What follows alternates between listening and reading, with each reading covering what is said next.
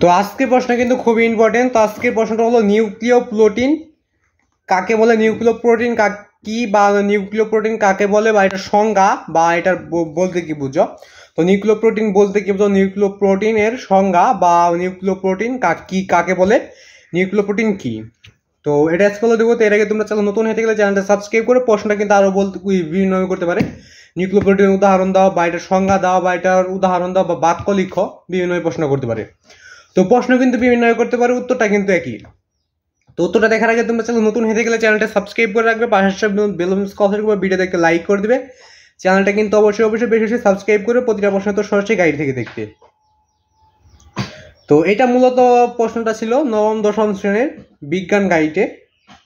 তো এটা সম্পূর্ণটাই দেখাই দেবো। তো এর আগে তোমরা চ্যানেল নতুন হয়ে থাকলে চ্যানেলটা সাবস্ক্রাইব করে রাখবে, পাশে বেলুন কলসের উপর ভিডিও দেখতে লাইক করে দিবে। চ্যানেলটা কিন্তু অবশ্যই সাবস্ক্রাইব করে পাশে বেলুন কলসের উপর ভিডিও দেখতে লাইক করে দিবে।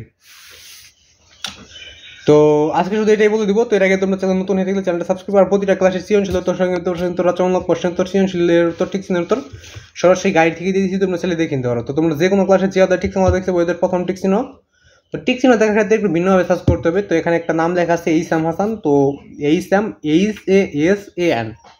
তো তোমরা যে কোনো ক্লাসে যে কোনো অধ্যায়ের যে সৃজনশীল যে অধ্যায় ঠিক চিহ্ন দেখছো ওদের প্রথম ঠিক চিহ্ন মানে 1 নাম্বার ঠিক চিহ্নের প্রশ্ন লিখবে, তারপরে এইসাম হাসান লিখবে, তারপর ইউটিউবে সার্চ করলে ওদের সবগুলো ঠিক চিহ্নের উত্তর তোমরা সরাসরি গাইড থেকে উত্তরগুলো পেয়ে যাবে। তো আশা করি বুঝতে পারছো। যে আদার টিক সময় দেখছে ওদের প্রথম টিক মানে 1 নাম্বার টিক চিহ্নের প্রশ্ন লিখবে, 1 নাম্বার টিক চিহ্নের প্রশ্ন লিখে এই সামাসা লিখবে, তারপর ইউটিউব সার্চ করলে ওদের সবগুলো টিক চিহ্নের তোমরা সরাসরি গাইড থেকে পেয়ে যাবে। সৃজনশীল ক নাম্বার লিখে ইউটিউব সার্চ করলে সৃজনশীল সম্পূর্ণ উত্তরটা পেয়ে যাবে। সংগীত প্রশ্ন লিখে ইউটিউব সার্চ করলে সংগীত প্রশ্নের উত্তরটা পেয়ে যাবে। রচনামূলক প্রশ্ন লিখে ইউটিউব সার্চ করলে রচনামূলক প্রশ্নটাও সরাসরি গাইড থেকে পেয়ে যাবে। তো নিউক্লিয় প্রোটিন কি, নিউক্লিয় প্রোটিন কাকে বলে, বা এটার সংজ্ঞা বা এটা বলতে কি বোঝো, বা এটার উদাহরণ বা এটা বলতে কি বোঝো, এটা একটি বাক্য।